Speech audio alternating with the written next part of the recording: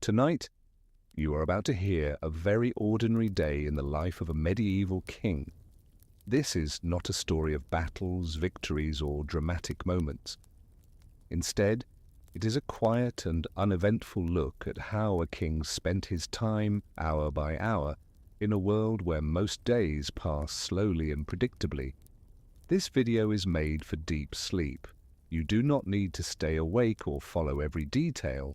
Simply listen, relax, and allow the calm rhythm of medieval life to guide you into rest.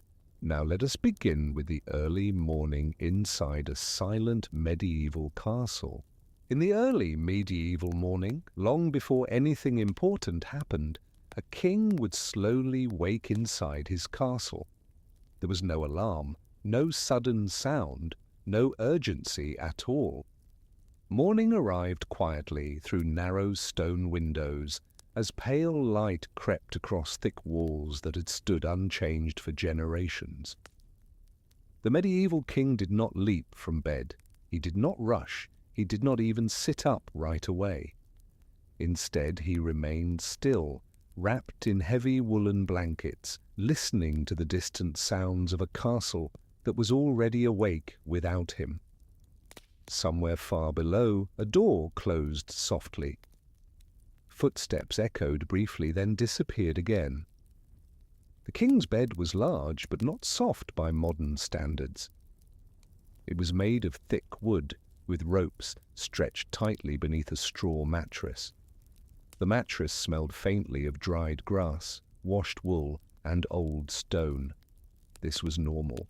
Nothing about it felt new. The king had slept in this same space for many years, and before him, other kings had slept here too. Morning meant no decisions yet, no rulings, no arguments, just time. Eventually, after several quiet minutes, the king opened his eyes. He did not stretch dramatically. He simply blinked, adjusting to the light as his thoughts came back slowly. He knew exactly where he was. He knew what day it was. And he knew that, like most days, nothing especially exciting was waiting for him. That was comforting, the first movements of the day. When the king finally sat up, he did so carefully. Cold air filled the room. Castles held warmth poorly even in warmer months. Stone absorbed the night and released it slowly, making mornings cool and quiet. The king's breath was visible, soft and pale, disappearing into the still air. He waited. Not because he had to, but because waiting was part of the routine. Soon enough, a servant would arrive. And just as expected, there was a gentle knock at the door. Not loud, not demanding, just a polite reminder that the day had begun.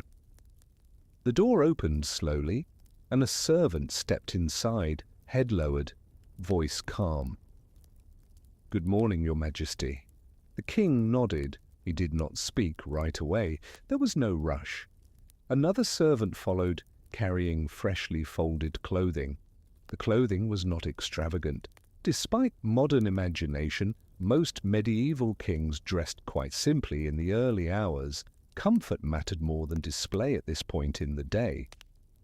Dressing the king, getting dressed was a slow process. Layer by layer, the king was clothed. First, a linen undergarment, clean but plain. Then a wool tunic, warm and practical. Colors were muted, earthy tones, nothing bright enough to demand attention. Each piece was familiar. Each piece had been worn before many times. The king stood quietly as this happened. He did not need to help. He did not need to instruct. The servants knew the order. They had done this every morning for years. While being dressed, the king's mind wandered without effort. He thought about nothing important. Perhaps he wondered what the weather would be like. Perhaps he briefly remembered a dream that was already fading. Or perhaps he thought about nothing at all. This, too, was normal. Washing and cleanliness. Contrary to popular belief, medieval kings did care about cleanliness, but cleanliness was simple. A basin of water was brought in, cool and clear. A cloth followed. The king washed his face slowly, then his hands. There was no soap with strong scent, no mirror polished to perfection, just water, cloth, and habit. Teeth were not brushed as we know them today, but mouths were rinsed. Sometimes a small cloth or a twig was used, but nothing complicated. The goal was not perfection, it was comfort. The king did not expect to look impressive this early. No one important would see him yet. The castle awakens. Outside the chamber, the castle continued its slow morning rhythm. Cooks were already working, not hurriedly, but steadily. Bread was being warmed. Simple porridge simmered. Guards changed shifts at the gates, moving quietly, spears resting loosely in their hands. Chickens could be heard somewhere in the distance, their sounds echoing oddly against stone walls. This was not a palace full of excitement. It was a working place. A place where most days followed the same pattern. The king's first meal breakfast was not grand. It was small, predictable, reassuring. Bread, perhaps some cheese, maybe a bowl of warm porridge. Water or weak ale was common. The king ate slowly, seated at a simple table, often alone. Conversation was minimal. There were no announcements, no dramatic music, no celebrations, just food, quiet chewing, and the comfort of routine. He did not eat quickly. There was no need. The day stretched long ahead, and nothing urgent waited. Time before. Duties? After eating, the king often had a short period with nothing scheduled. This time was not officially named. It simply existed. He might sit near a window, watching light move across stone. He might listen to distant sounds from the courtyard. He might do nothing at all. This quiet space between waking and responsibility was valued. It allowed the mind to remain calm. No messenger would interrupt yet. No council would gather this early. Morning, in medieval life, was gentle. Clothing adjustments and comfort. Before leaving his private chamber, the king's clothing was adjusted once more. A cloak might be added if the air was cold. Shoes were simple leather, worn but comfortable, nothing pinched, nothing shined. A medieval king did not dress to impress the walls around him. He dressed to move through a familiar space without discomfort. Once ready, he paused briefly, not to think, not to plan, just to exist.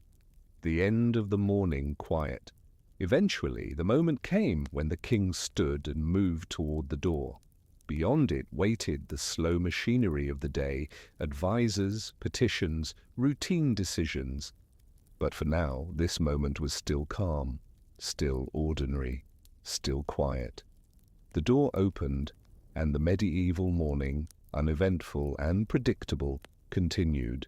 The king stepped out of his private chamber and into the wider spaces of the castle, where the late morning hours moved slowly and without urgency. This part of the day was not dramatic. It was not filled with grand moments. Instead, it was made of small actions, repeated every day, in almost the same order. The stone corridors were cool beneath his feet. Light from narrow windows fell in long, pale lines across the floor. The air smelled faintly of wood smoke, bread, and old stone. As the king walked, his footsteps echoed softly, not because he wanted attention, but because stone carried sound easily. The castle was awake now, but it was not loud. People moved with purpose, yet without hurry. This was the hour when nothing exciting was expected to happen. The first place the king usually visited was a small chamber near the main hall. It was not the grand throne room. It was quieter, smaller, more practical. This room was used for routine matters, things that needed attention but not emotion. Inside, a simple wooden table stood in the center. A few stools were arranged around it. Scrolls lay neatly stacked, tied with plain cords. The king took his seat. He did not sit on a throne here. There was no need. Across from him, one or two trusted attendants waited quietly. They did not speak until spoken to. The silence was comfortable. It had been practiced over many years. Late morning was the time for listening. Not for deciding big things, but for hearing small ones. A steward stepped forward first. He spoke softly, reporting simple facts. Supplies had arrived. Grain levels were steady. Nothing was missing. Nothing was urgent. The king nodded. No reaction was required. Next came brief updates from castle officials. A broken latch on a storage door, a cart that needed repair, a roof tile that had shifted in the wind. Each item was mentioned. Each was acknowledged. None required immediate action. Notes were made, not with haste, but with care. Writing was slow. Ink took time to dry. There was no rush to move on. After these updates, the king often remained seated, hands resting on the table, listening to the faint sounds of the castle. Somewhere nearby, a broom moved across stone. Farther away, voices murmured and faded. Late morning did not push forward. It simply continued. Sometimes a local matter was brought forward. A farmer from nearby lands might be allowed to speak, but even this was calm. He would enter nervously, remove his cap, and speak slowly. Perhaps he mentioned a fence or an animal that had wandered. The king listened. He did not interrupt. When the farmer finished, the king responded with few words. Often the answer was simple. Sometimes it was delayed. Nothing was decided quickly. This was normal. Between these small audiences there were pauses, long pauses, moments where no one spoke. The king did not fill these moments. He allowed them to exist. In modern times, silence feels uncomfortable. In medieval life, it was expected. Silence meant nothing was wrong. As the morning continued, sunlight shifted along the walls. The room grew slightly warmer, though the stone never truly warmed. The king adjusted his cloak, not dramatically, just enough to be comfortable. Comfort mattered more than appearance. At some point, the small meetings ended. There was no announcement. People simply stopped coming in. The king stood. No one clapped. No one reacted. The late morning routine had reached its natural end. Before moving to the next part of the day, the king often walked through the inner courtyard. This walk had no purpose beyond movement. The courtyard was enclosed by stone walls, open to the sky. Birds perched on ledges, unconcerned with royalty. A patch of grass grew unevenly near one wall. It was not perfect. No one rushed to fix it. The king walked slowly, hands folded, eyes moving without focus. He did not think about battles. He did not think about politics. He might notice the weather, or the way shadows fell, or he might notice nothing at all. Guards stood at their posts, still and quiet. They did not salute dramatically. They did not move unless needed. Their presence was part of the background, like the walls themselves. Late morning also allowed time for personal habits. The king might pause near a bench, sit briefly and rest. This was not weakness, it was routine. Medieval life was physically demanding, even for a king. Stone floors were hard, air was cold, clothing was heavy, rest was practical. Occasionally, a member of the household clergy appeared, not to preach, but to remind. A short prayer might be spoken, quietly, without ceremony. The king listened, bowed his head slightly, and moved on. Religion was woven into daily life, not announced loudly.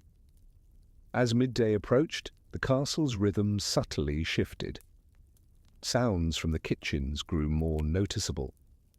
The smell of cooked food drifted farther.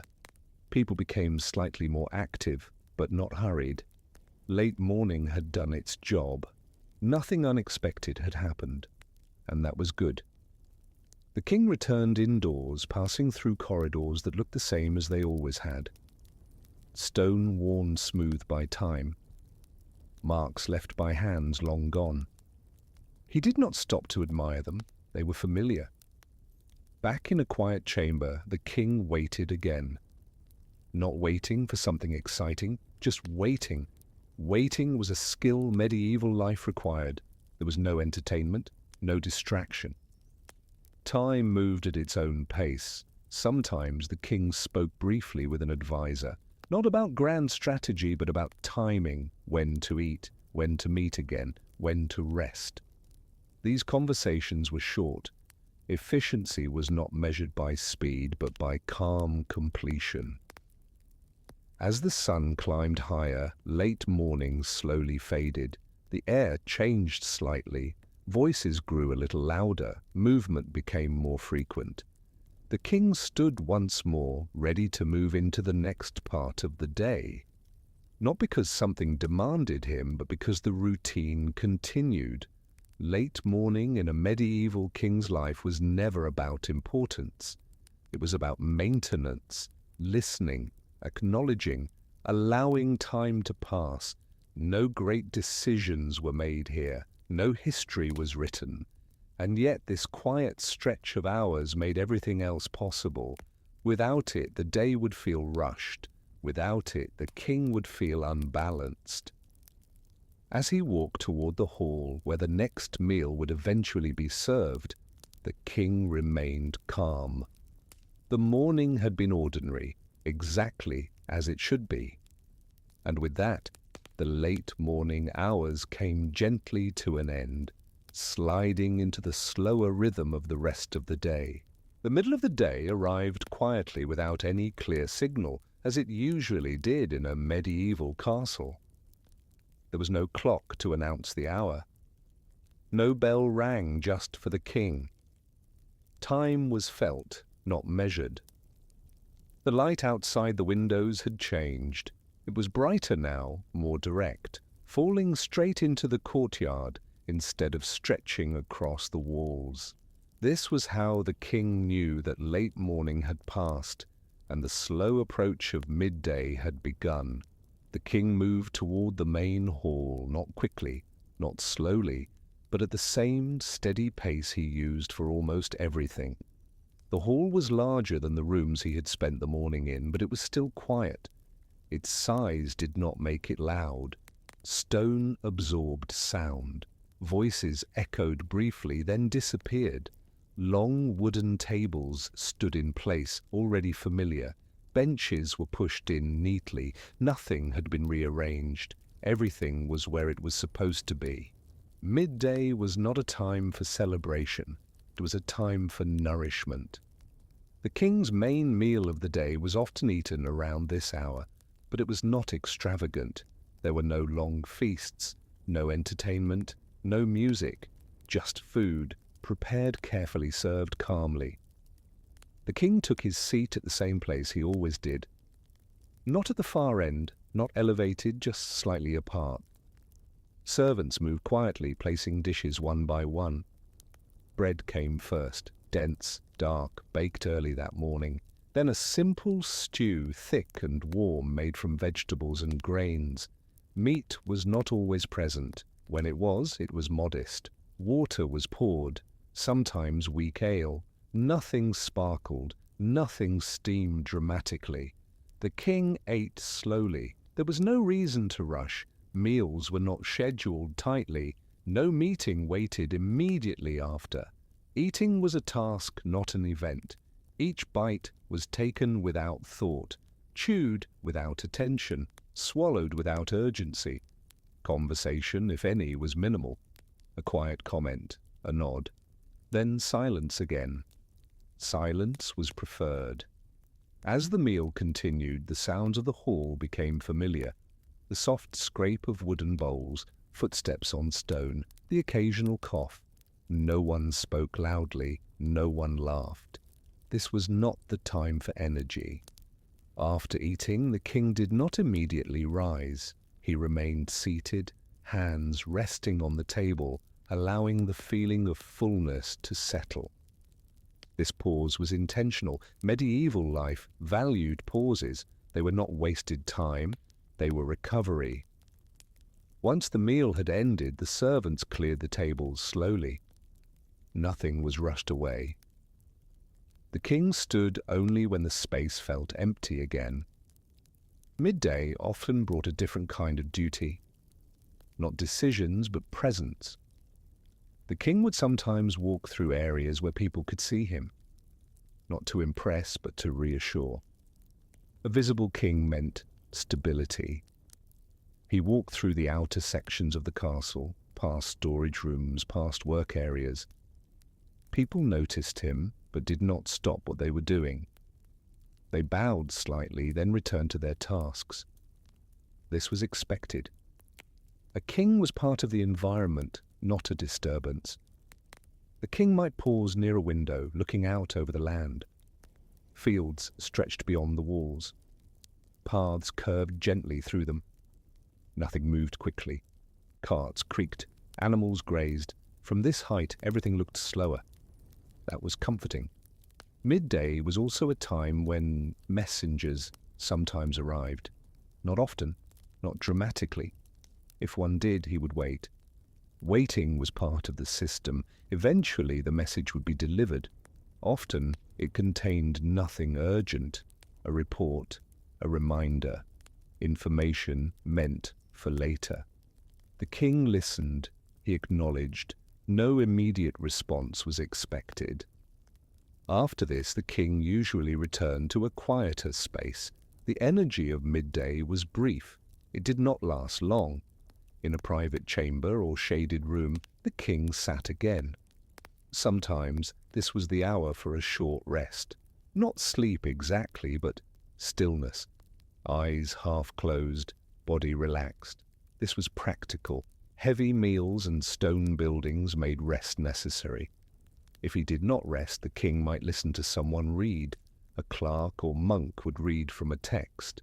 Not loudly, not expressively, just steady words, spoken without emotion.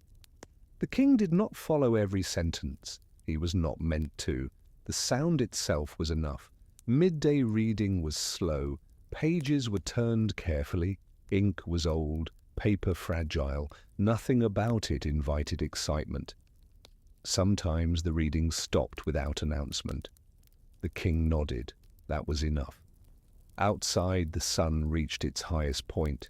Shadows shortened. The courtyard looked flat and bright. This was the center of the day, but not the center of attention. As the afternoon approached, the castle's rhythm shifted again. People began preparing for the later hours. Tools were set aside. Work slowed slightly. The king felt this change, even if nothing obvious happened.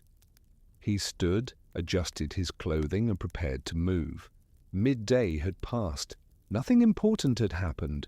And once again, that was exactly as expected. The life of a medieval king was not filled with constant action.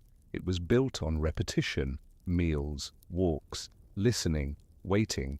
Midday was simply one more layer in that pattern. As the king moved toward the next quiet chamber, the light outside began to soften. The long afternoon waited, and the day, still calm, continued forward at its own pace. The afternoon began without any clear moment of change, as it usually did in the medieval world. There was no signal to announce it, no sound to mark the transition. The days simply moved forward, quietly and without asking permission. The light outside softened slightly, losing its sharpness, spreading more evenly across the stone walls of the castle. This was how the king sensed that midday had passed and the long afternoon hours had arrived. The king did not hurry into the afternoon. He never did. Afternoon was not meant for urgency. It was meant for endurance. He walked through the corridors again, the same corridors he had walked through countless times before. The stone beneath his feet was worn smooth from years of movement, from footsteps belonging to people whose names were no longer remembered. The walls were thick. The air inside was cool.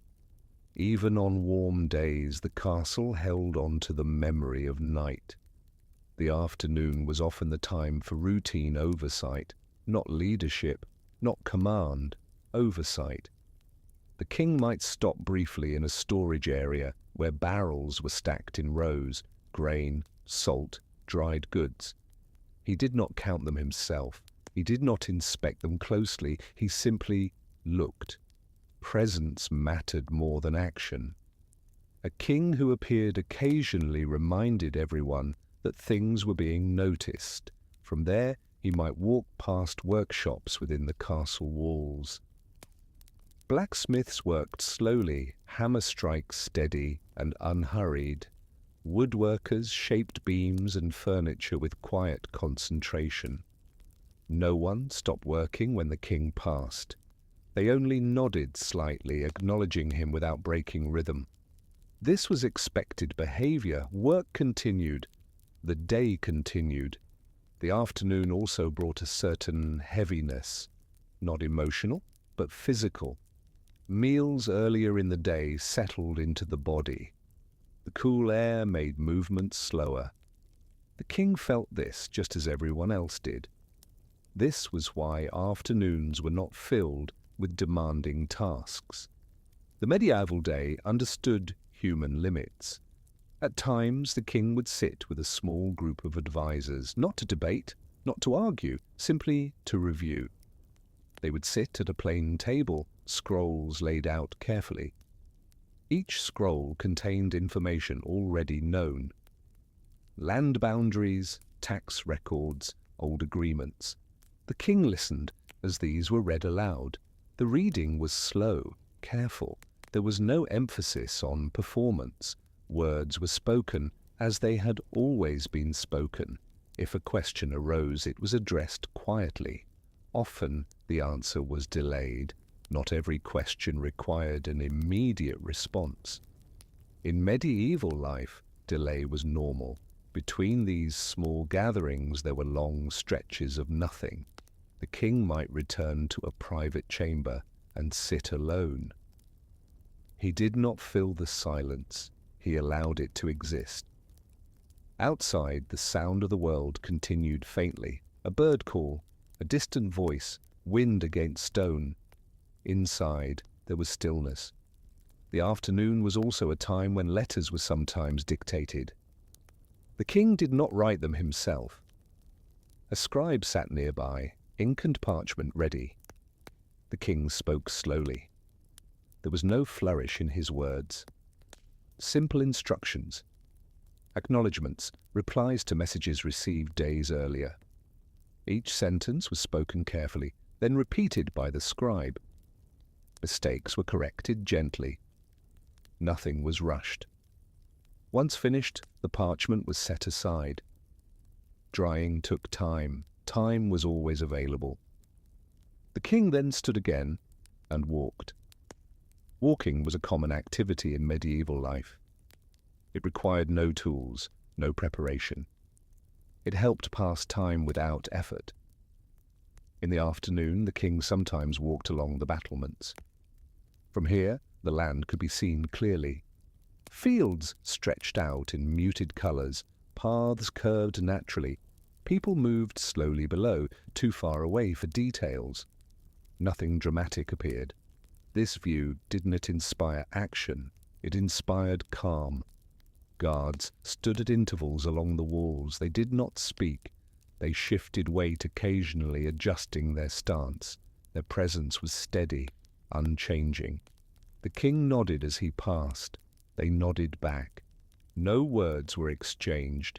The afternoon light made shadows longer. Stone walls caught the sun unevenly. Some sections glowed faintly, others remained cool and dark. The king noticed this without thinking about it. Observation did not require analysis. As time moved on, the energy of the castle softened further. Work slowed. Voices grew quieter. The afternoon encouraged stillness. Sometimes the king returned indoors and rested again, not lying down fully, just sitting. Hands folded, eyes unfocused. Thoughts drifted without direction. This was not wasted time. This was recovery. If a member of the household clergy appeared, it was brief, a quiet reminder of the day's prayers. No sermon, no instruction, just acknowledgement. Religion in the afternoon was gentle. Occasionally, a minor dispute reached the king's ears, not a serious one, a boundary misunderstood, a complaint about timing. These were handled calmly. The king listened. He spoke few words. Often the issue resolved itself through delay. The afternoon did not seek resolution, it sought balance. As the hours passed, the light outside changed again. It became warmer in color, less direct. The courtyard below filled with softer shadows. People began preparing for the evening meal. The smell of food drifted faintly upward. The king sensed this shift before anyone told him. The body learned the rhythm over years. He moved once more through the corridors, returning toward the center of the castle.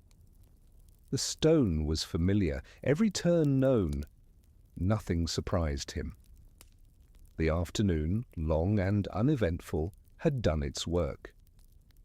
It had carried the day forward without excitement, without disruption. As the king approached the space where the evening hours would begin, he remained calm. Nothing important had happened. Nothing needed to be remembered. And in medieval life, that was a good afternoon. The long hours slipped quietly into the next phase of the day, and the castle continued its steady, unchanging rhythm as it always had. The king was ready to move on, not because something demanded it, but because time itself had decided. And so the afternoon came gently to a close, making room for the slow arrival of evening. The evening hours did not arrive suddenly. They slipped in slowly, almost unnoticed, as the afternoon faded away. The light outside the castle softened even more, turning warmer, less direct, spreading gently across stone walls that had seen thousands of evenings just like this one. The king felt the change before anyone spoke of it. The air carried a different stillness now. Not the quiet of early morning, and not the heavy calm of afternoon, but something slower, more settled. This was the hour when the day began to release its weight. The king walked at an unhurried pace toward the central areas of the castle. Footsteps echoed softly, then faded. Nothing echoed for long. Even sound seemed tired by evening. Servants moved through the corridors with practiced ease. Their movements were calm, their voices low. Everyone understood this time of day. No one hurried unless absolutely necessary. Evening was not meant for work. It was meant for transition. The king did not hold meetings now. He did not listen to reports. Those belonged to earlier hours. Evening was about slowing down. The king paused briefly in a side chamber where a small fire burned low. It was not meant to heat the room fully, only to take the edge off the cold stone. The flames moved lazily, casting soft shadows on the walls. The king stood for a moment, hands loosely folded, watching the fire without thought. Fire was familiar, comforting, unchanging. As evening settled in, the castle prepared for the second meal of the day. This meal was lighter than midday, simpler, quieter. The king moved toward the hall again, not because he was summoned, but because routine guided him there. Routine was stronger than instruction. The hall looked different now. Shadows filled the upper spaces. Light gathered closer to the ground. Candles were placed carefully along tables and near walls. They were not decorative, they were practical. Their light was soft, never harsh. The king took his seat at the same familiar place. No announcement was made. Servants began setting down dishes, bread again, though less than earlier. Soup or broth, warm and thin. Perhaps a small portion of cooked vegetables. This meal was about comfort, not nourishment. The king ate slowly, even slower than earlier in the day. The body, now tired, welcomed the warmth. Conversation was rare. If someone spoke, it was brief. A comment about the weather. A simple observation. Nothing that required thought. The sound of eating blended with the quiet of the hall. Wood against wood. Soft footsteps. The faint hiss of candle flames. Time moved gently. After the meal, the king did not linger. Evening meals were not extended. The purpose was to prepare the body for rest. The servants cleared the table carefully, moving without haste. The king stood and left the hall quietly. Outside, the sky darkened further. The sun had slipped low, hidden behind distant land. The courtyard filled with deeper shadows. Torches were lit along paths, their flames steady in the still air. The king often took a short walk at this hour, not far, just enough to feel the evening. The air was cooler now, the sounds fewer. Birds had gone silent. Animals settled. The world was preparing for night. Guards at the gates shifted positions. They did not greet the king loudly. They did not break their stillness. A nod was enough. The king paused near the edge of the courtyard and looked upward. The sky held no bright lights yet, only deepening color. Stars would come later. There was no need to wait for them. After this brief walk, the king returned indoors. The castle felt different now, more closed, more inward. Doors were shut softly, curtains drawn. The day was being put away. Evening was also the time for personal comfort. The king returned to his private chamber. Servants entered quietly to help him remove heavier clothing.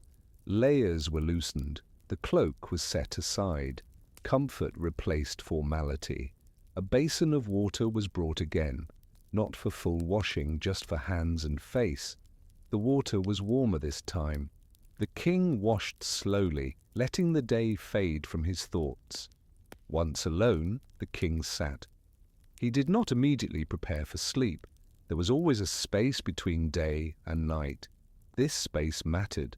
Sometimes a quiet reading took place, not from official records, something familiar, a religious text, a collection of sayings. The reading was slow. Words passed without effort. The king did not try to remember them. That was not their purpose. Other evenings there was no reading at all, just sitting, just being still. Silence filled the chamber, not empty silence, but full silence, the kind that did not demand attention. Outside, the castle settled, work stopped, movement slowed, only guards remained alert, everyone else rested. The king felt the day leave his body, not dramatically, gradually. Muscles relaxed, thoughts slowed, the weight of responsibility lifted, if only briefly. As night approached, a servant returned quietly, not to speak, only to prepare the chamber. Candles were adjusted. The bed was made ready. The king acknowledged this with a nod. Before sleep, there was often a short moment of reflection. Not on great matters, just on the day itself. It had been ordinary, predictable, calm. That was enough.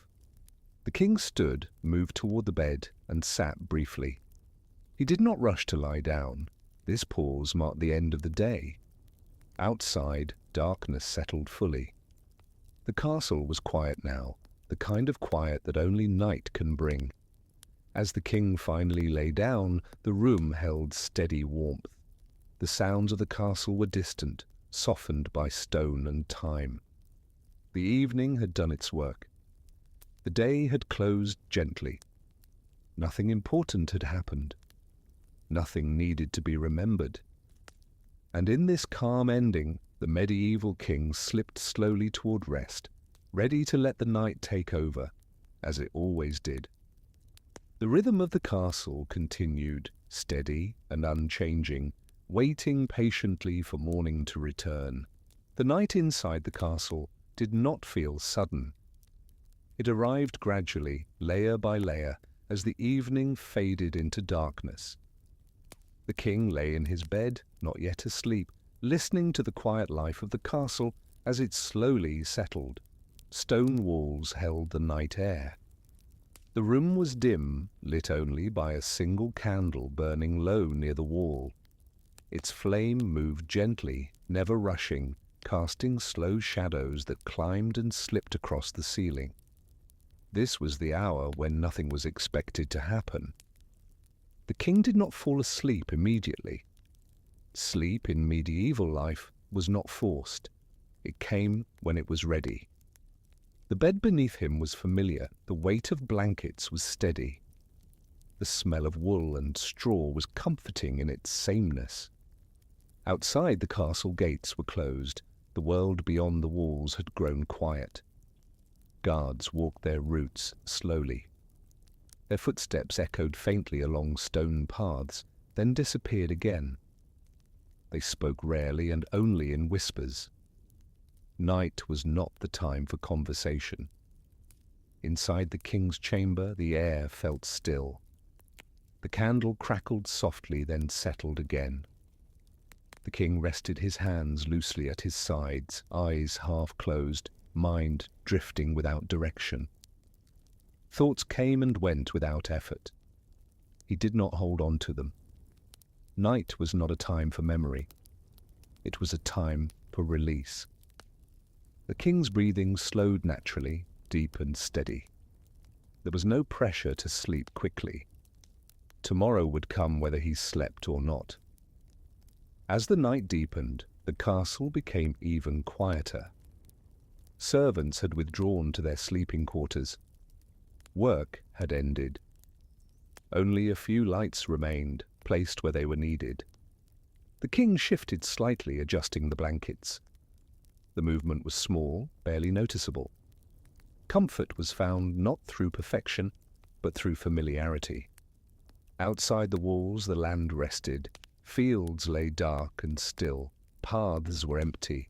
Animals slept where they stood. Nothing moved with urgency. Sometimes the king opened his eyes and watched the candle. He did not count the moments. Time did not matter here. The slow burning of wax was enough. Eventually, sleep arrived quietly. Not suddenly, not deeply at first, just a gentle drifting. The king's thoughts softened further.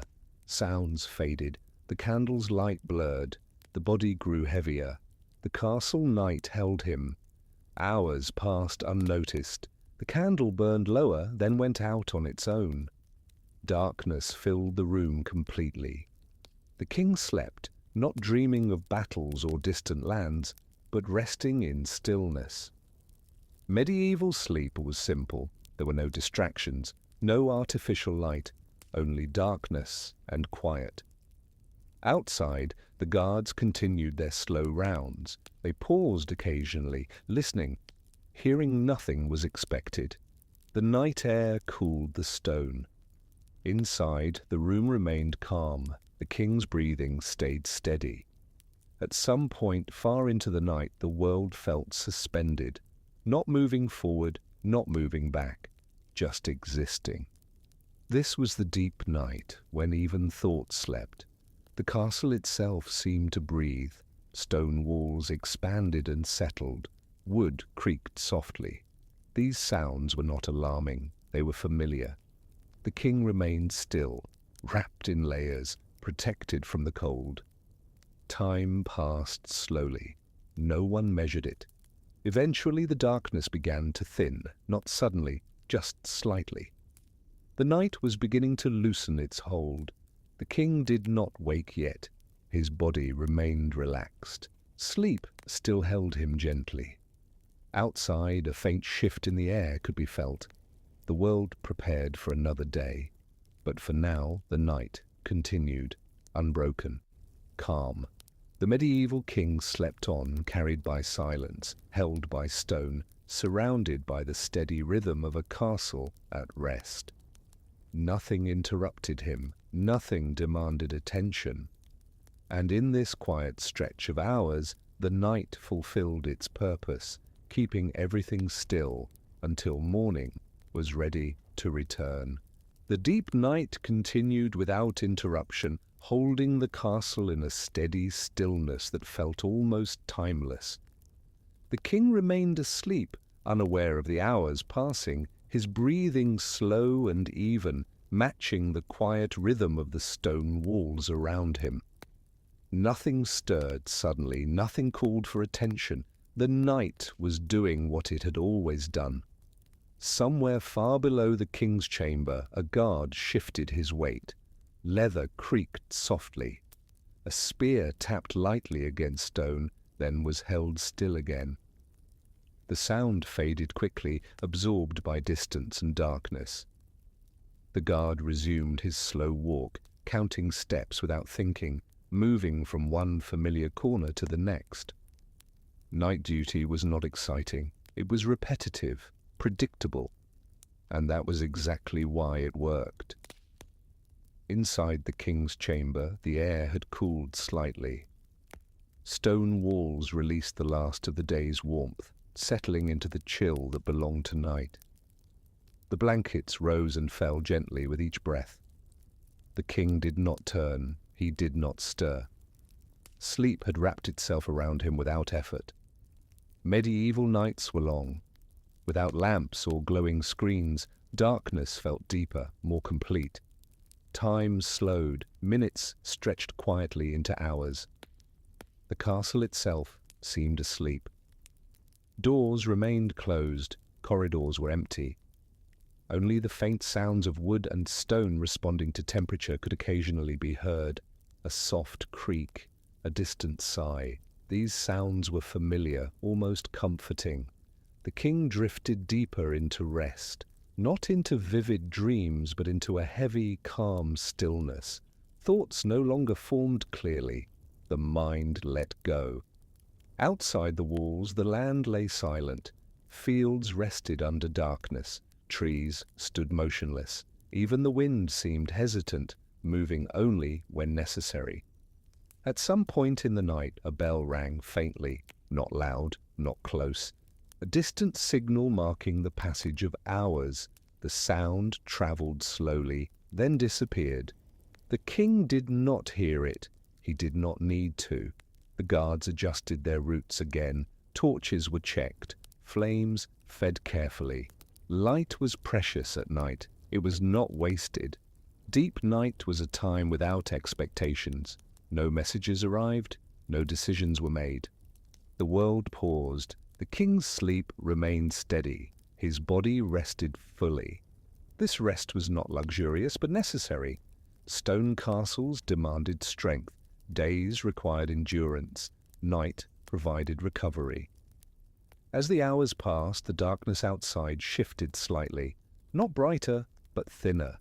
The night was beginning to move. The king turned gently, almost without waking. Blankets adjusted themselves. Comfort returned quickly. Sleep did not break. Somewhere in the castle, a servant woke briefly, then fell asleep again. This happened often. Night's sleep came in waves. No one fought it. The guards noticed the air change, not with urgency, just awareness. They had felt it many times before. The night was no longer at its deepest point. Still, everything remained quiet. The king slept on. Slowly, Very slowly, the world began to prepare for morning. Not actively, instinctively. Birds did not sing yet. The sky did not glow. But something subtle shifted. The weight of darkness eased. The king's breathing changed slightly, becoming lighter. Sleep loosened its hold, though it did not leave completely. This was the space between night and morning, neither one fully present. A quiet crossing. The castle walls felt different now. Not warmer, just less heavy. Guards reached the end of their long watches. Relief came quietly. They did not celebrate. They simply continued until they were relieved. Inside the chamber, the king remained unaware. His rest continued uninterrupted. The candle from earlier was long gone. Darkness ruled the room completely, but it was no longer absolute. Outside, the horizon changed color, almost imperceptibly. A deep gray replaced pure black. Time continued its slow movement. No one pushed it forward. The king shifted again, more noticeably this time. Not awake, just closer. Sleep had done its work. The body was restored. The mind was calm. The medieval night began to release its grip. Not suddenly, gently. The world waited. The castle waited. The king rested through the final quiet moments of night as the unseen promise of morning approached slowly, without sound, without urgency. And the night, having completed its purpose, prepared to step aside, making room for another ordinary day. The first signs of morning did not announce themselves clearly. They arrived quietly, almost politely, as if not wanting to disturb the long night that had just passed. Inside the castle, everything remained still. The king lay in his bed, no longer in the deepest sleep, but not yet awake. This moment existed between two states, between rest and movement, between darkness and light. The room was silent. Stone walls held the cool air of night, and the blankets still felt heavy and reassuring. The king's breathing had changed. It was lighter now, less steady than before, as the body slowly prepared to return to awareness. Outside the castle walls, the sky had begun to shift. It was not bright, not colorful, just slightly different. The darkness was no longer complete. It thinned, softened, allowing the faintest suggestion of gray to appear. No birds sang yet. The world was still deciding whether it was ready to wake. Inside the castle, guards nearing the end of their watch noticed the change instinctively. They had no clocks, but they knew this hour well. Their movements slowed even further, as if matching the quiet patience of the dawn. Torches burned lower now, their light less necessary. The night was releasing its hold. The king turned slightly in his sleep.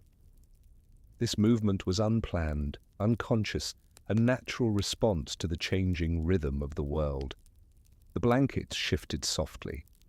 The bed creaked once, then settled. The sound did not travel far. In medieval life, waking was not sudden. There were no alarms, no sharp noises. The body woke when it was ready, and the king's body was beginning to wake now. A faint light pressed gently against the narrow window. It did not fill the room. It did not demand attention. It simply existed, resting against the stone. The king's eyes fluttered briefly, then closed again.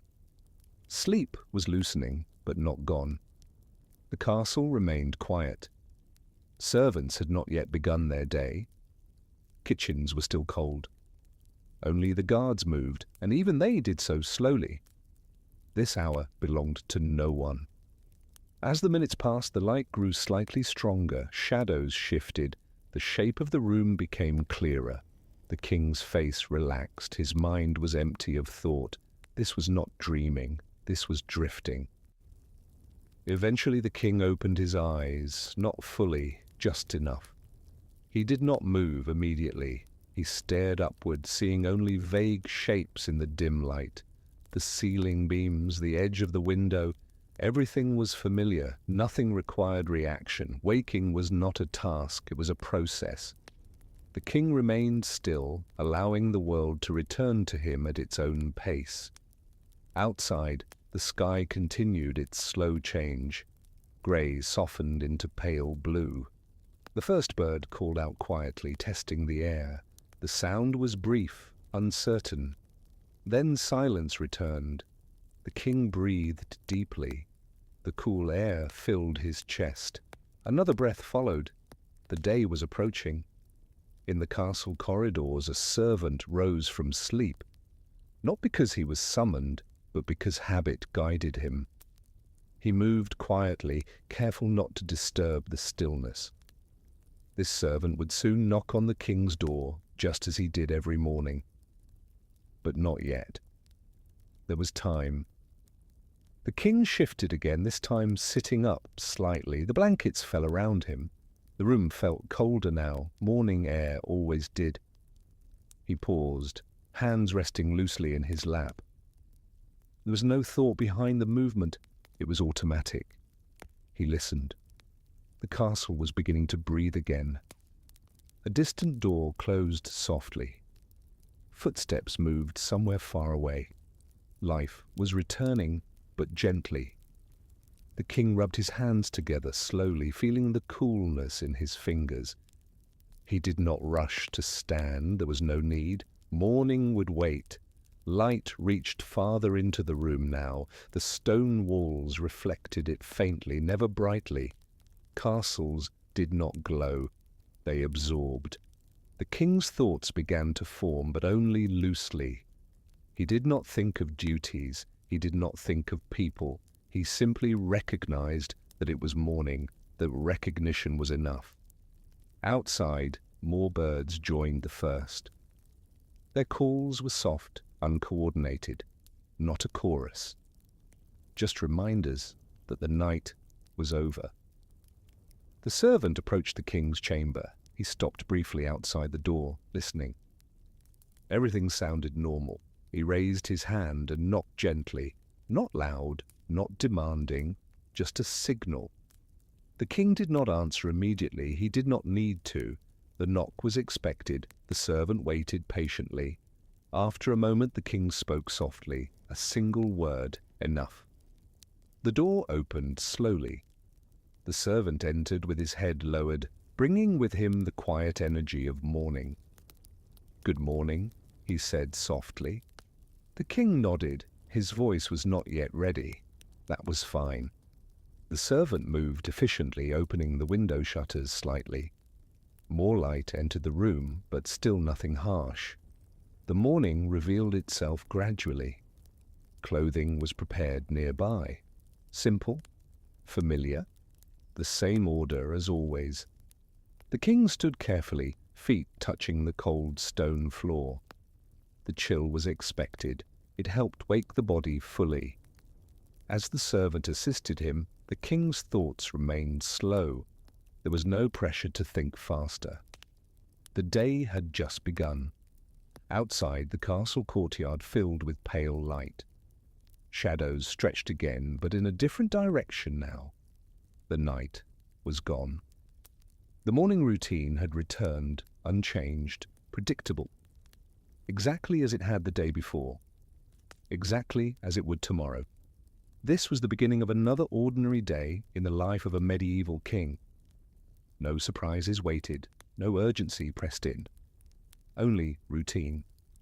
Only time. And as the king prepared to move forward into the morning once more, the castle welcomed the day quietly, continuing its steady rhythm, unchanged by the passing of night. The morning had fully arrived now, but it still moved gently, without hurry, without noise. The king stepped out from his private chamber and into the familiar corridors of the castle, carrying with him the quiet calm that the night had left behind.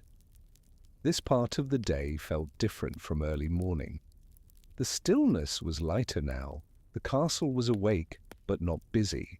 Stone walls reflected soft daylight. The air smelled faintly of bread, clean water, and cool stone. The king walked slowly, his steps measured, his posture relaxed. Morning duties did not rush him forward. They waited patiently. In medieval life, nothing truly demanded speed. Servants passed by quietly, each one focused on small tasks. One carried folded cloth, another held a wooden tray. A third swept a corner of the corridor with steady, unhurried strokes. No one spoke loudly. No one interrupted the calm. The king nodded as he passed. The servants bowed slightly and continued their work. This exchange required no words. The king reached a smaller hall used during the early hours of the day. Sunlight entered through narrow windows, creating pale lines across the floor. Dust drifted slowly in the air, visible only where the light touched it. The king took his seat on a simple wooden chair near the wall. This was not the throne room. It was a place for routine. Morning discussions were brief. A steward entered quietly and spoke in a low voice. Supplies were adequate. The kitchens were prepared. No messages required immediate attention. The king listened. He nodded once. That was enough. Another attendant stepped forward. There was nothing urgent to report. The castle ran as expected. Silence followed.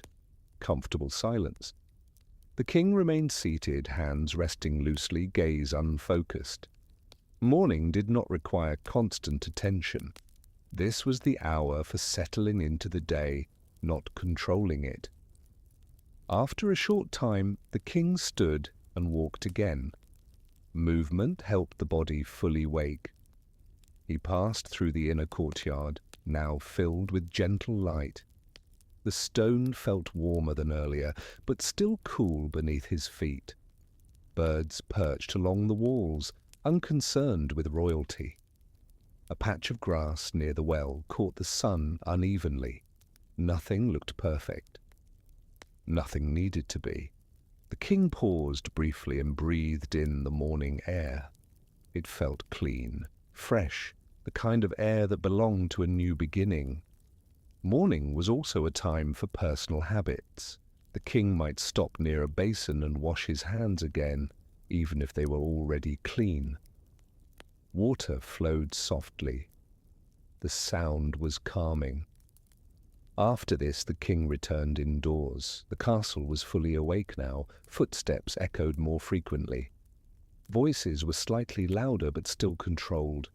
The rhythm of the day had found its pace. Late morning approached, and with it came routine responsibility. The king did not feel burdened. This was familiar, predictable. He took his place at a table where documents were already prepared. Scrolls lay neatly stacked, their contents known. Land records, agreements, simple confirmations. The king did not rush through them. Each was read aloud slowly. Ink scratched softly against parchment as notes were made. This work required attention, but not intensity. There were no surprises. Everything followed established patterns. Between readings, there were pauses, moments of stillness where nothing happened. The king did not fill these moments. He allowed them to exist. The sunlight shifted again, moving slowly across the walls. Time continued forward without being noticed. As the morning stretched on, the king felt fully awake now. Not alert in a sharp way, but steady, balanced. The night was far behind him. Eventually, the routine reached its natural stopping point. No signal announced it. People simply stopped arriving. The table was cleared. The room returned to quiet. The king stood and moved on. Late morning was about to return, bringing with it the slow rhythm of listening and waiting. Nothing extraordinary had occurred. Nothing needed to be remembered. Another ordinary morning had taken its place in the long, unbroken chain of days.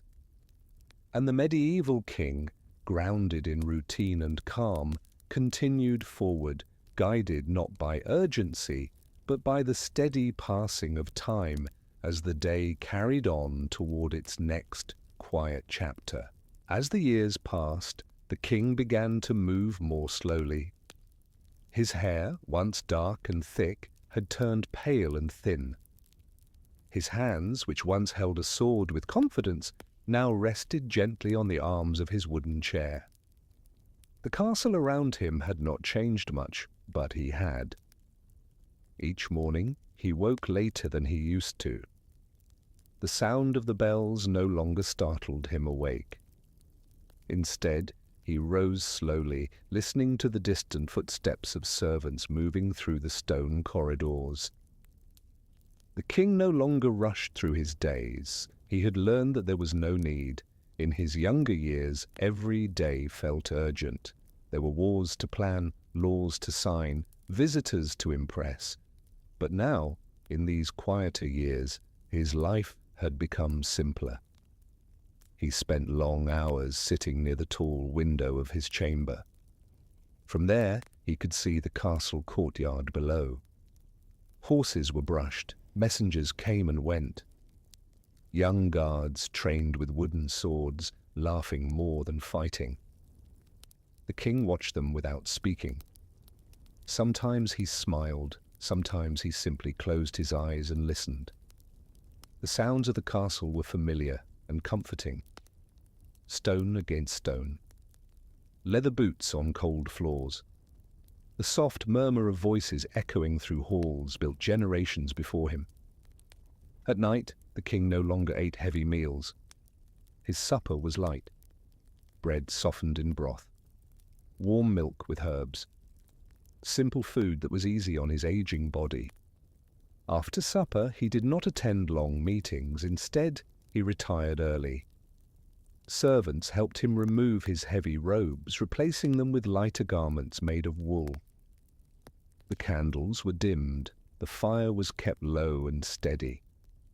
The king lay down slowly, breathing deeply. Sleep came easily now, not because his life was easier, but because his mind was calmer. He had lived long enough to understand that many worries faded on their own.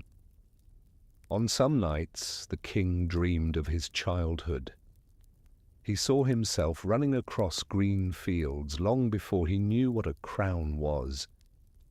He remembered the smell of earth after rain, the sound of his mother's voice, the feeling of grass beneath bare feet. These dreams were gentle. When he woke, he did not feel sadness, only a quiet acceptance. During the day, the king rarely left the inner chambers of the castle. Stairs were difficult, long walks tired him, but he did not feel trapped. From his chair, he could still rule.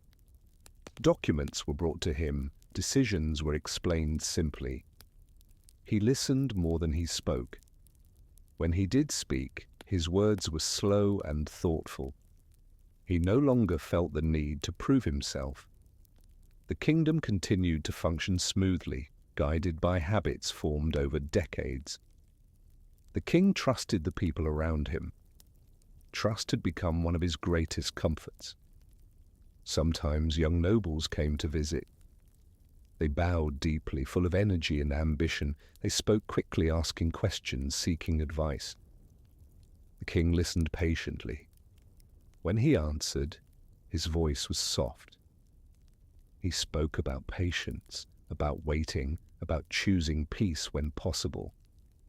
Many of them did not fully understand his words yet, but they would someday. As the seasons changed, the king felt them more deeply in his body. Winter made his joints ache. Summer heat tired him easily. Spring brought a strange sense of hope, even after all these years. Autumn was his favorite. The air was cool and quiet. The castle felt calmer, the world slowed down. During autumn evenings, the king liked to sit near the fire, wrapped in a thick blanket. He watched the flames dance gently, rising and falling without effort. He found comfort in their rhythm, just like breathing, slow in, slow out. The king no longer feared death. He thought about it often, but without anxiety. To him, it felt like a long sleep waiting at the end of a very full day. He had ruled. He had failed sometimes. He had succeeded at others. He had loved. He had lost. And now he was resting. One night, as rain tapped softly against the castle windows, the king felt especially tired. Not unwell, just tired. The kind of tiredness that comes after a life fully lived. Servants helped him into bed earlier than usual. They spoke quietly, moving carefully so as not to disturb him. The fire crackled gently.